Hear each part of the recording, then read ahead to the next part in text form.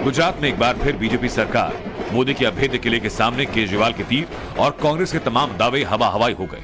2017 विधानसभा चुनाव में भले ही कांग्रेस ने बीजेपी को टक्कर दी थी, लेकिन इस बार बीजेपी ने ऐतिहासिक जीत दर्ज कर कांग्रेस को गुजरात के चुनावी मैदान से लगभग साफ कर दिया। यह कहा जाए कि देश की सबसे पुरानी पार्टी को चुनावी दंगल से खदेड़ कर बाहर कर दिया। गुजरात में 1 और 5 दिसंबर को 2 चरणों में मतदान के बाद विधानसभा चुनाव के नतीजे घोषित हुए तो बीजेपी की प्रचंड जीत ने सबको हैरान कर दिया, क्योंकि बीजेपी की जीत का अंदाजा तो था, लेकिन जीत इतनी बड़ी होगी ये किसी करिश्मे से कम नहीं।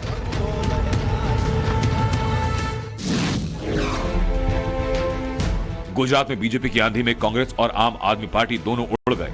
27 साल बाद भी बीजेपी ने विपक्ष को कमान संभालने का मौका नहीं दिया और बीजेपी ने जीत का नया रिकॉर्ड कायम किया। तो वहीं पीएम मोदी और अमित शाह की जोड़ी ने गुजरात में 24 साल के तलिस्म को टूटने से बचा लिया। गुजरात में बीजेपी को ऐतिहासिक जीत यूं ही नहीं मिली। चुनावी रैली में पीएम मोदी के साथ साथ कई केंद्रीय मंत्रियों ने खूब जोर लगाया। केंद्र के 10 से ज्यादा मंत्री, 4 मुख्यमंत्री, 3 राज्यों के उप मुख्यमंत्री और अलग अलग राज्यों के 50 से ज्यादा मंत्रियों ने बढ़ चढ़कर प्रचार में भाग लिया। खुद पीएम ने 39 रैलियों में भाग लिया। उन्होंने 134 सीटों पर प्रचार किया, तो वहीं गृह मंत्री अमित शाह ने 23 रैलियों में भाग लिया। उन्होंने 108 सीटों पर प्रचार किया और नतीजा रहा कि बीजेपी ने प्रचंड जीत दर्ज कर इतिहास बना दिया। गुजरात में बीजेपी की जीत का परचम लहरा रहा है, लेकिन बीजेपी को जीत ऐसे नहीं मिली। पीएम मोदी की रणनीति ने विपक्ष के प्रहार को भी अपना अस्त्र बना लिया। गुजरात विधानसभा चुनाव में भगवान राम और रावण की गूंज भी सुनाई दी। कांग्रेस अध्यक्ष मल्लिकार्जुन खड़गे ने गुजरात में प्रचार के दौरान बीजेपी और प्रधानमंत्री नरेंद्र मोदी पर निशाना साधते हुए रावण तक का जिक्र किया था। इसके जवाब में पीएम मोदी ने गुजरात के कलोल में खड़गे के बयान पर कड़ा प्रहार किया। मोदी ने खड़गे के बयान को गुजरात की अस्मिता से जोड़ते हुए इसे पूरे राज्य का अपमान बताया और यहाँ तक कहा कि कांग्रेस राम भक्तों का सम्मान नहीं करती और न ही राम के अस्तित्व को मानती है। મને લાગે છે કે કોંગ્રેસ પાર્ટી મોદીને ગાળો દેવી આ દેશના પ્રધાનમંત્રીને અપમાનિત કરવા, એને નીચા દેખાડવા, એને એ પોતાનો અધિકાર સમજે છે।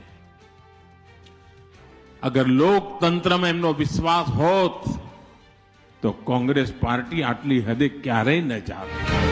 बता दें कि मल्लिकार्जुन खड़गे ने कहा था कि हर जगह जनता आपका चेहरा क्यों देखे, कितने चेहरे हैं आपके, क्या आपके रावण की तरह 100 मुख हैं क्या?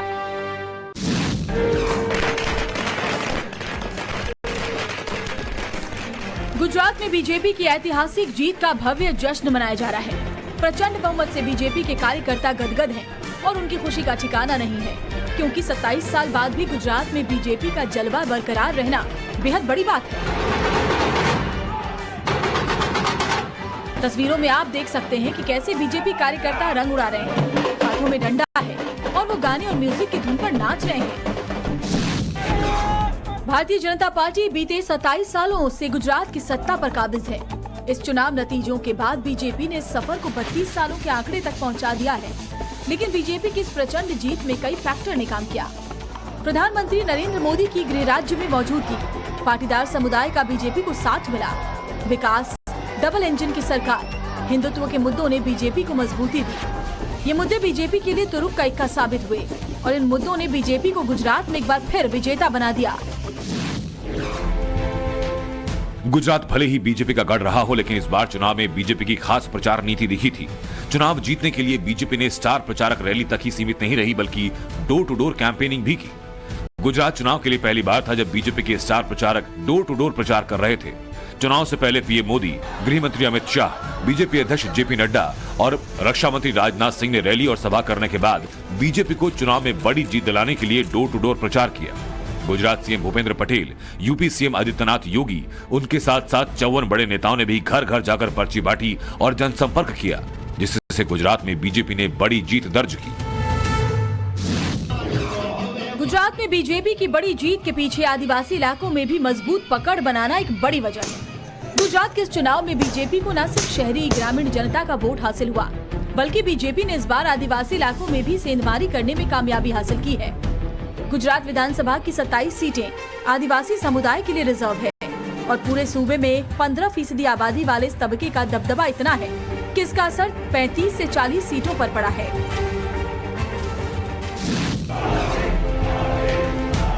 गुजरात में बीजेपी की बड़ी जीत में एक बार फिर मोदी शाह की जोड़ी काम आई। एक साल पहले ही पीएम मोदी और अमित शाह ने बीजेपी की एंटी इनकम्बेंसी को भांप लिया। इस फैक्टर को देखते हुए पिछले साल सितंबर 2021 को मुख्यमंत्री विजय रूपाणी समेत उनकी कैबिनेट से हटा दिया गया।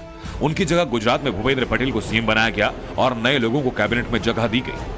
बीजेपी ने ये फेरबदल कर गुजरात में दरकती सियासी जमीन को न सिर्फ रोकने में सफलता पाई, बल्कि संदेश देने में सफल रही कि बीजेपी विकास और जन सरोकार से समझौता नहीं करती। इस कवायद की वजह पिछले एक साल में गुजराती जनमानस में बीजेपी के प्रति रुख में बदलाव आया, जिसका असर चुनावी नतीजों में भी दिखा। गुजरात में 2 चरणों में वोटिंग हुई थी। पहले फेज के लिए 1 दिसंबर और दूसरे फेज के लिए 5 दिसंबर को मतदान हुआ। गुजरात में पहले चरण में जहां 63.14% तो दूसरे चरण में 59.11% वोटिंग हुई। चुनाव खत्म होते ही लगभग सभी एग्जिट पोल बीजेपी के पक्ष में आ गए। सभी ने बीजेपी को गुजरात में स्पष्ट जीत दिखाई और हुआ भी वही। बीजेपी गुजरात में ऐतिहासिक जीत की तरफ बढ़ रही है। बीजेपी गुजरात में 27 सालों से सत्ता में है और अगले 5 साल भी सत्ता में वही रहने जा रही है। बीजेपी ने गुजरात में इस बार भी पीएम मोदी के नाम पर चुनाव लड़ा और इतिहास रच दिया। गुजरात में हिस्टोरिकल जीत के बाद भव्य शपथ ग्रहण की तैयारी की जा रही है। गुजरात में शपथ की डेट और टाइम फाइनल कर लिया गया है। 12 दिसंबर को 2 बजे शपथ ग्रहण समारोह होगा। 12 दिसंबर को मुख्यमंत्री का शपथ ग्रहण होगा। शपथ ग्रहण में पीएम मोदी शामिल होंगे। उनके अलावा शपथ ग्रहण में शामिल होने के लिए अमित शाह को भी न्योता भेजा गया है। गुजरात हिमाचल चुनाव नतीजों के बीच विपक्ष ने एक बार फिर ईवीएम का राग अलापा। कांग्रेस नेता दिग्विजय सिंह ने ईवीएम पर एक बार फिर सवाल खड़े किए। दिग्विजय सिंह ने आरोप लगाया कि बीजेपी ने चुनाव प्रक्रिया को हाईजैक किया है। उन्होंने कहा कि मसल, मनी और मशीन, इन 3 हथियारों के दम पर बीजेपी चुनाव नतीजों को अपने पक्ष में कराती है। दिग्विजय सिंह यही नहीं रुके। उन्होंने आरोप लगाया कि हिमाचल और गुजरात दोनों ही जगह बीजेपी की सरकारें थीं और दोनों ही राज्यों में पुलिस, पैसा और प्रशासन का दुरुपयोग किया गया और इसी वजह से लोकतंत्र को मजबूत करने के मुद्दे पर बात होनी चाहिए। गुजरात विधानसभा के इस चुनाव में बीजेपी ने 40% विधायकों के टिकट काट दिए थे। विधायक ही नहीं बल्कि पूर्व मुख्यमंत्री विजय रूपाणी, पूर्व उप मुख्यमंत्री नितिन पटेल समेत कई दिग्गज मंत्रियों का भी टिकट काट दिया गया। बीजेपी ने इस बार नए और युवाओं को टिकट देकर राजनीति में मौका दिया। इसके जरिए बीजेपी अपने कार्यकर्ताओं में ये जोश भरने में सफल रही कि वो नए चेहरों और युवाओं को भरपूर मौका देती है। इसके जरिए बीजेपी आम जन में भी पैठ बनाने में सफल रही। बीजेपी की स्ट्रैटेजी इस चुनाव में उसकी सीटों के रूप में दिखी और बड़े मार्जिन से गुजरात में विधानसभा सीटें जीती।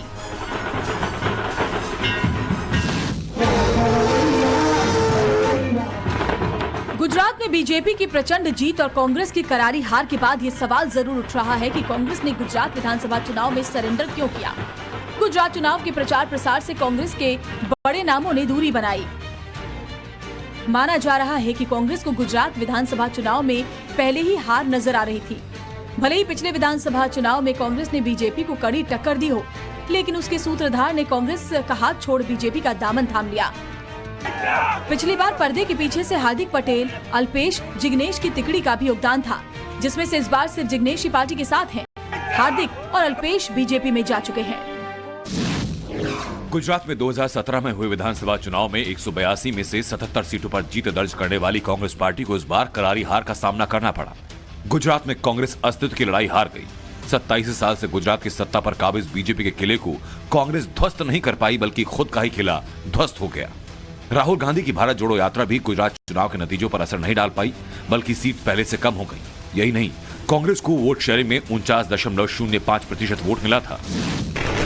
गुजरात चुनाव में अहम रोल निभाने वाले पाटीदार समुदाय को एक बार फिर बीजेपी अपने पाले में लाने में सफल रही। 2015 में आरक्षण की मांग पर पाटीदार समुदाय ने बीजेपी के खिलाफ विद्रोह का बिगुल फूंक दिया था। पाटीदार समुदाय का एक बड़ा तबका 2017 में कांग्रेस में भी चला गया था। इससे बीजेपी को खासा नुकसान उठाना पड़ा था। इस बार बीजेपी ने पाटीदार आंदोलन के बड़े नेता हार्दिक पटेल को न सिर्फ अपने पाले में किया, बल्कि उन्हें वीरगाम सीट से चुनाव लड़ाया। करीब 40 विधानसभा सीटों पर पाटीदार हार जीत तय करते हैं। इस चुनाव में आम आदमी पार्टी ने भी पाटीदारों को बहुत लुभाने की कोशिश की, लेकिन चुनाव नतीजों ने साफ कर दिया कि पाटीदार समुदाय में मजबूत पैठ जमाने में बीजेपी ही कामयाब है। गुजरात में जीत का पासा पलटने का दावा करने वाली आम आदमी पार्टी नतीजों के दौरान औंधे मुंह गिरी और आप संयोजक अरविंद केजरीवाल के दावे वादे सब ध्वस्त हो गए। गुजरात में बीजेपी का अभेद किला भेद कर जीत का दावा करने वाली आम आदमी पार्टी दहाई का आंकड़ा भी पार नहीं कर पाई। पंजाब विधानसभा चुनाव में जीत का परचम लहराने वाली आम आदमी पार्टी चारों खाने चित रही और फिर सिसोदिया को ये कहकर संतोष करना पड़ा कि हम तो नेशनल पार्टी बनने जा रहे हैं। मनीष सिसोदिया ने ट्वीट कर लिखा, गुजरात की जनता की वोट से आम आदमी पार्टी आज राष्ट्रीय पार्टी बन रही है। शिक्षा और स्वास्थ्य की राजनीति पहली बार राष्ट्रीय राजनीति में पहचान बना रही है। इसके लिए पूरे देश को बधाई। अरविंद केजरीवाल समेत पूरी आम आदमी पार्टी को गुजरात चुनाव से बहुत उम्मीदें थी, लेकिन नतीजे उनके मन मुताबिक नहीं आए। गुजरात में बीजेपी के किले को भेजने के इरादे से चुनावी मैदान में उतरी आम आदमी पार्टी को जोर का झटका लगा। बीजेपी के गढ़ में सेंध लगाने में केजरीवाल की पार्टी फेल हो गई। वहां पर आम आदमी पार्टी डबल डिजिट का आंकड़ा छू नहीं पाई। पार्टी ने गुजरात की सभी 182 सीटों पर अपने उम्मीदवार उतारे, आक्रामक प्रचार अभियान भी चलाया, लेकिन मोदी के मैजिक के सामने सब धरा रह गया। हुआ वही जो पीएम मोदी ने अपने गुजरात और गुजरातियों को लेकर दावा किया था कि आएगी तो बीजेपी ही। गुजरात में जिस चेहरे को आम आदमी पार्टी अपना चेहरा बनाकर बीजेपी के किले को सेंध लगाने की कोशिश कर रही थी, वही चेहरा चुनाव नतीजों में नाकामयाब साबित हुआ। गुजरात में आपके सीएम उम्मीदवार इसुदान गढ़वी को खंभालिया विधानसभा सीट पर करारी हार का सामना करना पड़ा। गढ़वी को बीजेपी के अय्यर मुलू भाई हरदास भाई बेरा ने बड़े अंतर से मात दी। गढ़वी की इस हार से आम आदमी पार्टी को गुजरात में झटका जरूर लगा होगा और आप खेमे में मायूसी जरूर होगी। पीएम मोदी ने गुजरात में दूसरे चरण के मतदान से पहले अपनी मां हीराबेन से मिलकर उनका आशीर्वाद लिया। 4 दिसंबर को अहमदाबाद से पीएम मोदी सीधा गांधीनगर में अपनी मां हीराबेन से मिलने के लिए उनके आवास पर पहुंचे थे और पैर छूकर उनका आशीर्वाद लिया था। उस दिन उन्होंने अपनी मां के साथ बैठकर शाम की चाय भी पी। करीब 54 मिनट तक अपनी मां के साथ समय बिताने के बाद पीएम वहां से राजभवन के लिए निकले और फिर अगले दिन यानी 5 दिसंबर को उन्होंने अपना वोट डाला। गुजरात में बीजेपी की जीत के लिए पीएम मोदी ही इस बार भी चुनावों के केंद्र में रहे। वो न सिर्फ गुजराती अस्मिता के प्रतीक चिन्ह बन चुके हैं, बल्कि बीजेपी के लिए सबसे बड़े जिताऊ फैक्टर।